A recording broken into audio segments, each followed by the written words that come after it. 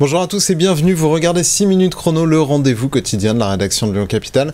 Et aujourd'hui on accueille Fanny Dubo, bonjour. Bonjour. Alors vous êtes maire écologiste du 7e arrondissement et en fin de semaine dernière encore à Lyon, il n'a été question que d'un quartier de votre arrondissement, la Guillotière, puisque c'était le sujet d'une rencontre entre Gérald Darmanin, ministre de l'Intérieur, et Grégory Doucet, maire lui aussi écologiste de Lyon. Ils se sont vus. On a l'impression qu'ils ne se sont pas compris. Pourquoi est-ce qu'on assiste à un dialogue de sourds autour des questions de sécurité à la Guillotière entre ces deux personnages et finalement entre vos deux visions politiques et philosophiques ? Oui, je crois qu'il y a effectivement deux visions qui s'opposent. Et puis cet été, je crois qu'on s'est assez mal compris avec le ministre de l'Intérieur. Nous, ce qu'on attendait, c'était plus de moyens, un dialogue constructif autour du quartier. Et ça n'a pas pu se faire. Je crois qu'il y a des méthodes qui ont été employées qui n'étaient pas forcément correctes. Pour dialoguer, il faut être deux, et Grégory Doucet n'a pas voulu le rencontrer. Alors moi, je pense surtout à vendredi, où justement Grégory Doucet avait écrit une proposition de déroulé au ministre de l'Intérieur qui incluait effectivement une rencontre sur le quartier avec les habitants, avec le conseil de quartier. Pour ma part, j'avais mobilisé le conseil de quartier de la Guillotière qui s'était réuni, qui avait écrit une lettre pour le ministre. Il y avait des messages à lui faire passer. Et finalement, on a assisté à une visite surprise sur le terrain avec le préfet. On n'était pas du tout au courant. Et moi, je suis assez déçue de comment ça s'est passé, notamment pour les conseillers de quartier qui avaient travaillé et qui avaient des choses à proposer. Ça aurait changé quoi si c'était rencontré sur place ? Alors déjà, moi je trouve ça très bien que le ministre vienne voir sur le terrain. Donc il se rend compte de la réalité, parce que souvent la Guillotière est travestie, notamment sur les médias nationaux, donc c'est très bien de venir sur le terrain. Mais ce qu'il aurait fallu en plus, c'est répondre à la proposition de voir les habitants du quartier, le conseil de quartier notamment.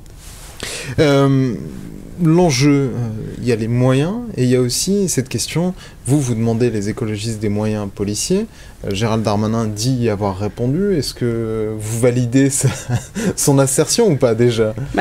Il y a des moyens aujourd'hui sur la place, notamment des moyens un peu exceptionnels, ponctuels, qui sont les CRS. Aujourd'hui, on est d'ailleurs content que les CRS ne restent plus dans leur car, mais patrouillent sur le quartier. Donc ça va mieux. Il y a une bonne coordination entre la police municipale et la police nationale, mais il faut plus d'effectifs, on va dire, permanents de police nationale. Nous, on s'y emploie pour la police municipale et il faut également que ça soit le cas pour la police nationale. Les CRS qui sont là, il faudrait qu'ils restent durablement ?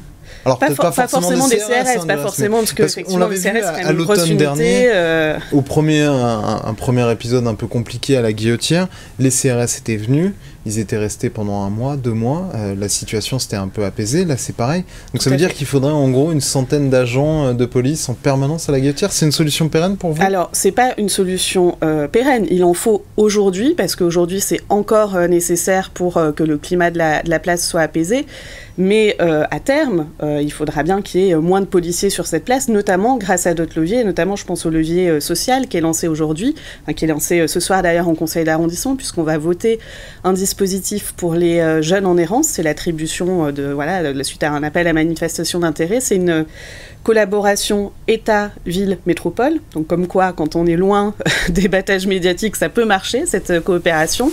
Et donc c'est des associations qui vont constituer une équipe mobile qui va aller sur le terrain avec 3 actions. D'ailleurs, d'abord repérer quels sont les publics présents sur la place, les diriger vers des soins, parce qu'il y a quand même beaucoup de problèmes de santé, notamment d'addiction, et puis leur permettre un accès aux droits communs.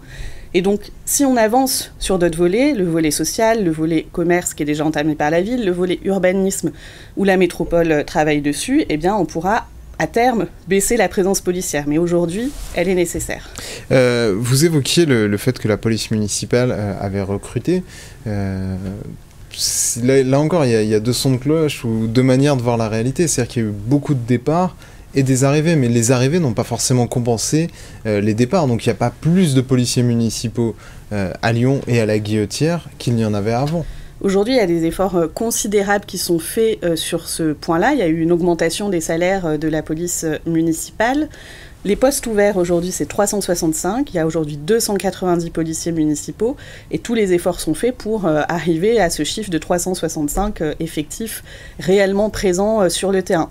Mais depuis 2020, c'est la première fois qu'on recrute autant de policiers municipaux à Lyon. C'est 103 policiers municipaux depuis depuis 2 ans.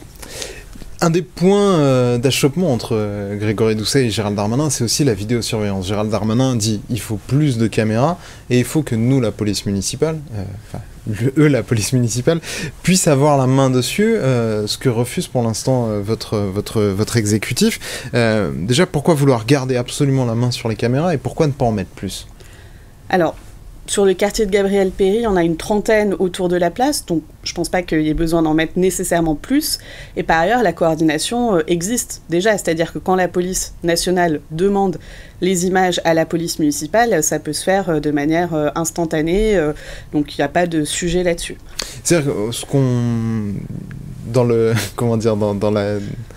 la construction d'une solution, il y avait des demandes de Grégory Doucet, des demandes de Gérald Darmanin. Je suis l'avocat de personne. Gérald Darmanin a donné les policiers qu'il avait promis.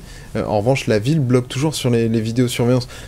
Pourquoi ne pas en mettre 2, 3 de plus, histoire dans un gage de bonne volonté ? Alors, les policiers promis ne sont pas tous arrivés. Gérald Darmanin se refuse de parler en solde net, ce que la ville fait. Là, on dit exactement combien il y a de policiers municipaux. On ne sait pas exactement combien il y a de policiers nationaux. Donc là, pour le coup, le compte n'y est pas. Et pour les caméras de vidéosurveillance, il y a des caméras mobiles qui existent. On en a 12 sur la ville de Lyon, 3 sur le 7e. Ça, c'est des caméras en plus qu'il n'y avait pas par rapport aux caméras fixes. Et à nouveau, une 30aine de caméras autour de la place Gabriel-Péri. On en rajoute 3, 4, 5. Ça ne changera pas grand-chose. Ce qu'il faut, c'est des moyens humains. Merci beaucoup Fanny Dubos d'avoir répondu à notre invitation et à nos questions. Moi, je vous retrouve très bientôt pour une nouvelle édition de 6 minutes chrono. Au revoir.